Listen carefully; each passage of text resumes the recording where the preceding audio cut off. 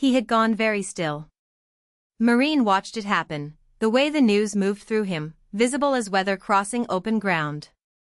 His lips parted and closed. His chest rose and fell with a deliberateness that meant he was managing himself carefully, working to stay inside his own skin while something large rearranged the furniture. His eyes were bright. She had never seen them quite like this. She understood what was happening in him, or thought she did. He had spent a long time believing that children were something to be protected from him, from whatever ran in his blood, from the silence and the suffering he'd carried since before he had words for it. The decision to try had cost him something. The experiments with Jerome, the quiet private months of it, the thing he had never told her because there was nothing to tell yet, all of it had been a long negotiation between what he feared and what he wanted. This news would not arrive as simple happiness. It would arrive as happiness and terror together, inseparable, the way most things that mattered did. She waited. "Marin," he said. "Yes." He took a breath. He stopped. The Duke of the Western Territory, who chose every word with the care of a man who distrusted surplus, stammered once and went silent. Then he closed his eyes, and opened them, and looked at her completely. "I am very happy," he said. "Thank you. You make me happy. You always make me happy." She burst into tears. She had been trying not to, and then he said the precise thing she most needed to hear and it became impossible. "You don't have to say that," she managed. "I know it's complicated, I know you're afraid. When I first heard you say it, I couldn't breathe," he said. "That's why I couldn't speak. It wasn't anything else. It was just," he stopped. "You are a blessing. I mean that plainly." He reached up and dried her face with his thumb, carefully, as though the tears were something to be handled with attention. "Thank you, Marin." She looked at him through blurred eyes. "Aren't you frightened?" "About the baby?" "About what they might. Jerome's work has made significant progress.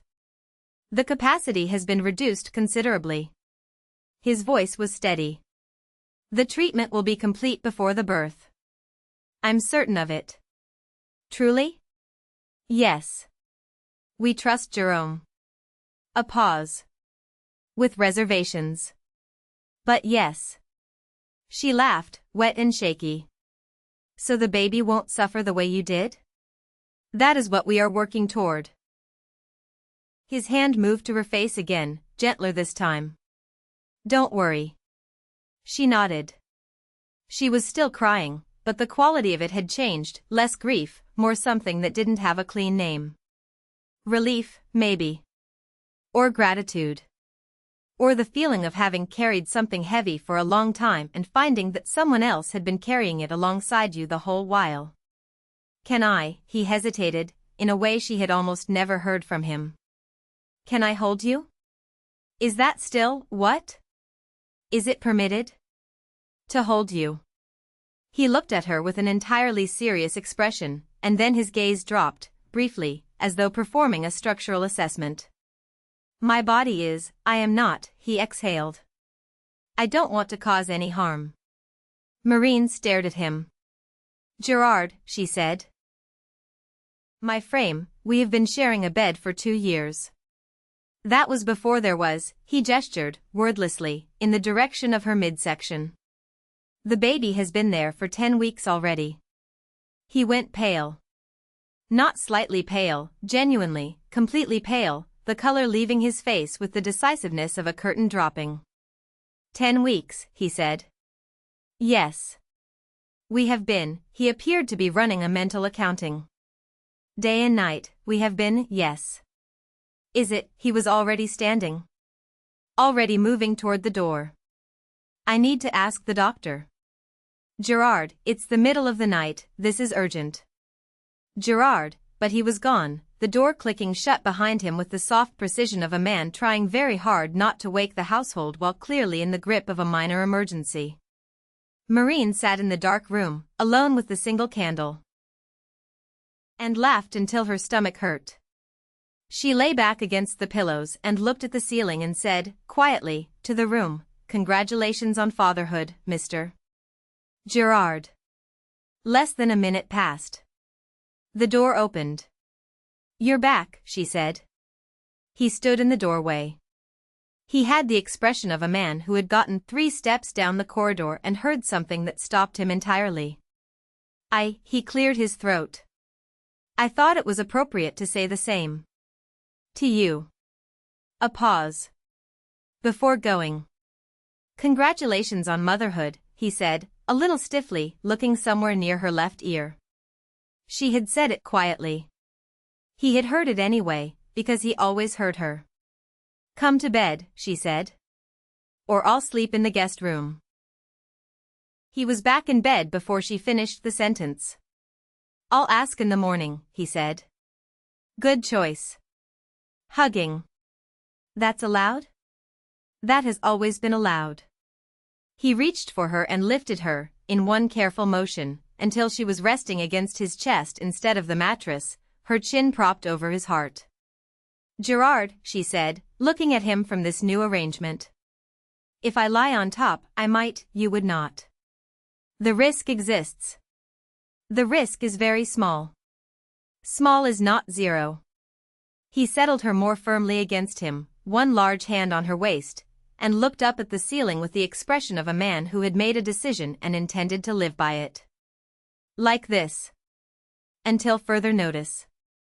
Marin considered the logistics of this. Her husband was broad and warm and solid, and lying on top of him was in many ways like lying on a very opinionated mattress. "One night," she said. "We'll reassess." "Gerard." "Sleep," he said, and his hand moved in a slow, steady circle at her back, and she could feel his heartbeat under her cheek, quick and a little unsteady, and she thought that she had never loved anyone as much as she loved this man who had gone running down a corridor at dawn to ask a doctor if hugging was safe, and come back to congratulate her before he could stop himself.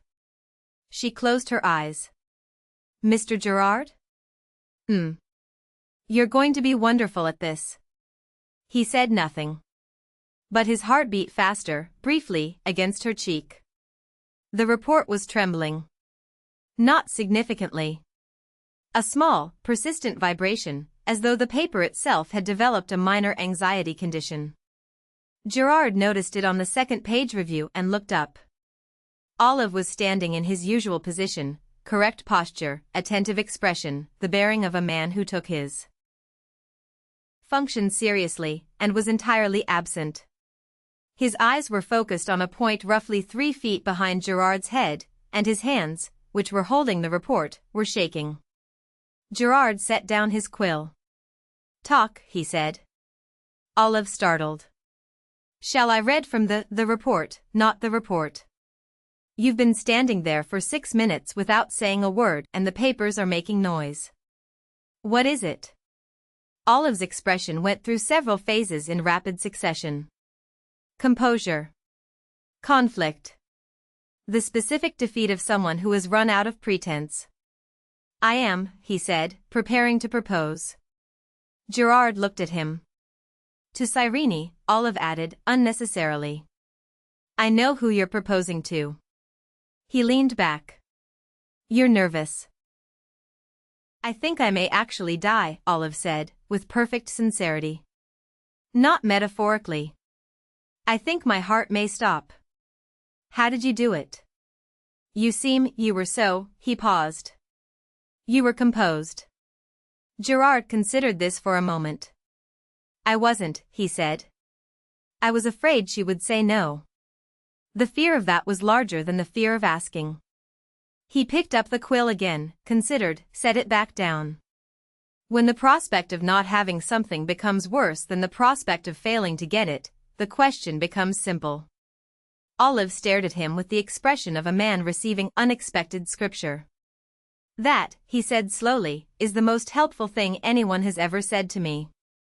You still can't work. Leave early." "My duties, this is an order." He pulled the nearest document toward him. "Come back successful."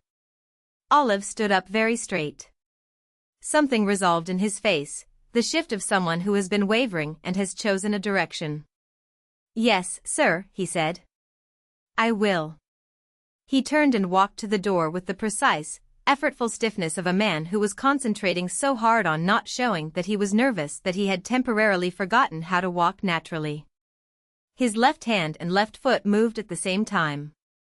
Gerard watched him go and returned to his documents. The restaurant had been chosen with care. Olive had spent 3 evenings on the selection, proximity to where Cyrene's shop was, quality of the food, discretion of the staff, lighting that was good without being oppressively romantic. He had made a reservation. He had reserved the corner table, which was furthest from the main room and had a view of the small garden. He had done everything correctly. Cyrene sat across from him and looked around at the chandelier and the white linen and the arrangement of flowers in the window with the expression of someone trying to calculate how much everything cost. "Olive," she said. "Should we really be eating somewhere like this? Don't you like it?"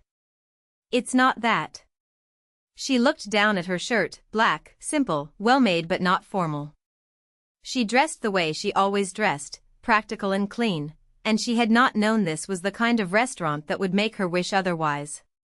"I feel underdressed. Like I'm missing something." "You're not missing anything." She gave him the look. The flat, long-suffering look she deployed whenever he said something she found excessive. "Olive. We've discussed your eyesight." "My eyesight is fine.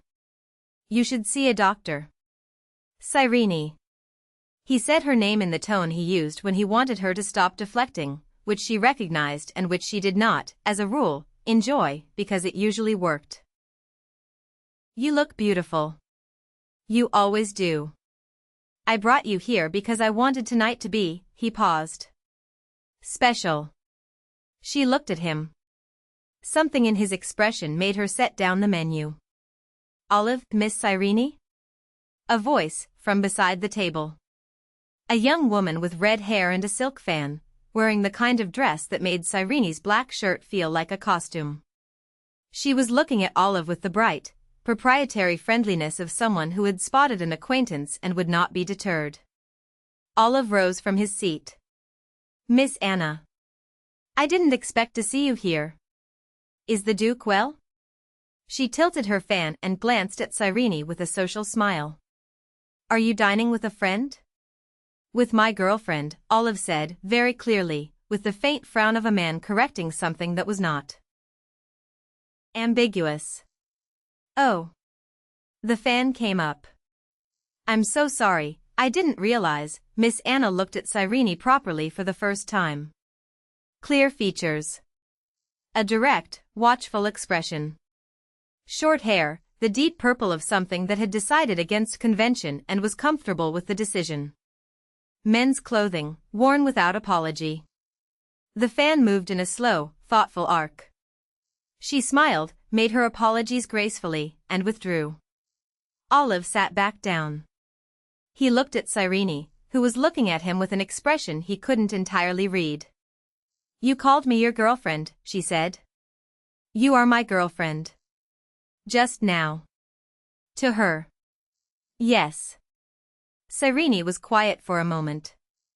Her fingers turned her wine glass by the stem, a small, slow rotation. "She thought I was a man," she said. Not with offense.